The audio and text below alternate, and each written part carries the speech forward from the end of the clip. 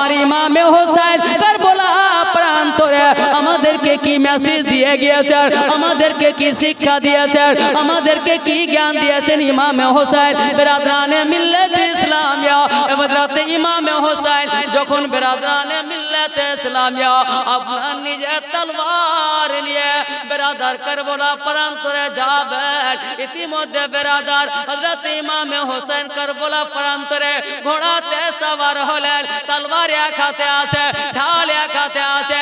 বিরাদার কারবালা বাসীকে বলেছিলেন হযরত ইমামে হোসেন, ওরে 22,000 ফৌজি শুনে নাও, আমি নিজের তলোয়ার দিয়ে নিজের নানার উম্মতকে কাটতে চাই না।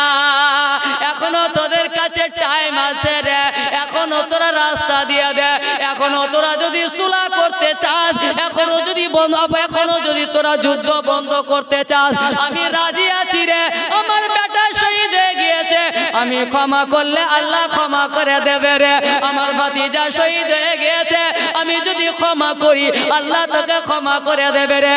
এখনো টাইম আছে রে। বিরাদরানে মিল্লাতে ইসলামিয়া আমার ভাইদেরকে তোরা শহীদ করেছিস, আমি ক্ষমা করলে ক্ষমা হয়ে যাবে। আমার দোস্ত বন্ধুদেরকে শহীদ করেছিস রে, আমি ক্ষমা করলে ক্ষমা হয়ে যাবে। এখনো তোদের কাছে টাইম আছে রে, এখনো যুদ্ধ বন্ধ করতে চাই, বন্ধ করলে করতে পারিস, আমি তোদেরকে ক্ষমা করবো রে। আমি তোদের মতো নয় যে বেরাদার বদলা নেব রে, আমরা বদলা নিতে জানি না, আমাদেরকে বদলা নিতে শিখাননি। আমি রাসূলুল্লাহর আদর্শিত রে, নবীর ঘাড়ে চড়ে মানুষ হয়েছি রে, আমি নবীর বেটির আপনার দুধ খেয়ে মানুষ হয়েছি রে, নবীর বুকে চড়ে খেলা করে মানুষ হয়েছি রে। আমার মধ্যে বেরাদার বদলা নেওয়া আমার নবী রাসূলুল্লাহ শিখাননি, আমার মধ্যে বদলা নেওয়া আমার নবী মুস্তাফা দেননি, আমার মধ্যে আমার রাসূলুল্লাহ এটাই আদর্শ আছে রে। তোরা ক্ষমা চাইলে ক্ষমা দেব। বুকের পাটা আছে বিশ্বে কেউ আছে দুনিয়াতে?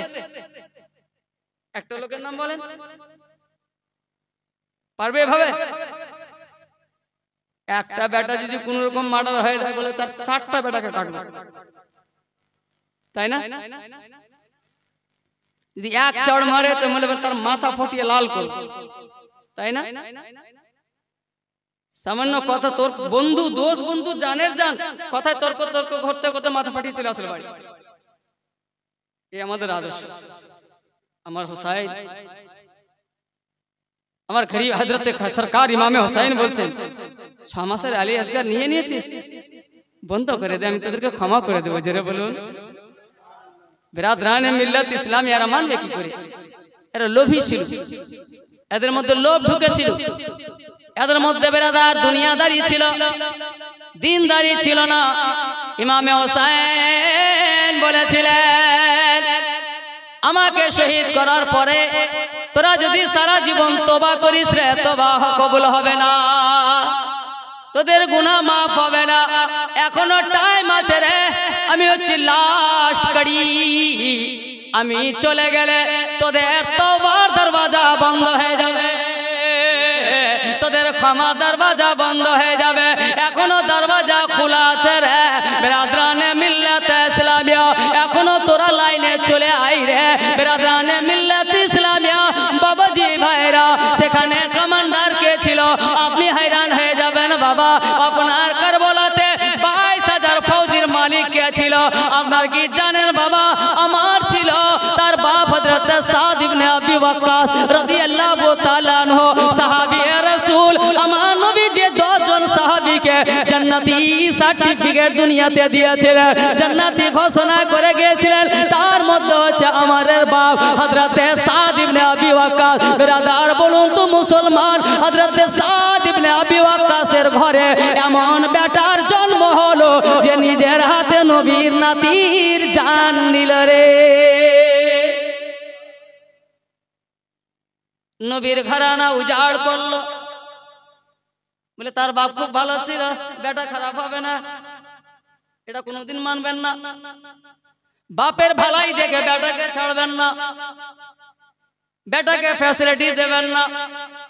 যদি বাপের ভালাই দেখে তো বলুন তো আমার ইবনে হযরত সাদ ইবনে আবি ওয়াক্কাস কে দেখে আমার কে আপনি ভালো ভাববেন? ইবনে জিয়াদ ছিলেন সাহাবী রাসূল, ওবাইদুল্লাহ দালাল। বলুন তো মুসলমান লোকগুলোকে চিনেন? কেউ সাহাবীর বেটা, কেউ সাহাবীর পোতা, কেউ সাহাবীর নাতি, কেউ সাহাবীর औलाद, सभी कलमा पढ़ने वाला, सभी नमाज पढ़ने वाला। তারা যদি গুমরা হতে পারে, তারা যদি পথভ্রষ্ট হতে পারে, তারা যদি বেরাদার কাফের হতে পারে, তারা যদি দিন থেকে ফিরে যেতে পারে, তাদের মধ্যে যদি লোভ আসতে পারে, আমাদের মৌলবি কেন বিকবে না? তো বেরাদরানে মিল্লাত ইসলামিয়া, তো বাবাজি ভাইরা, আপনার এক আল্লাহর ওলি দরবারে এসে, ওনার খানকাতে এসে, এই খানকা না হলে ভারতে ইসলাম প্রচার হতো না। জোরে বলবেন। ভারতের মাটিতে খানকা থেকে ইসলাম প্রচার হয়েছে, খানকা থেকে। আর বাঁচিয়েছেন আবার খানকাওয়ালারাই। জোরে বলবেন।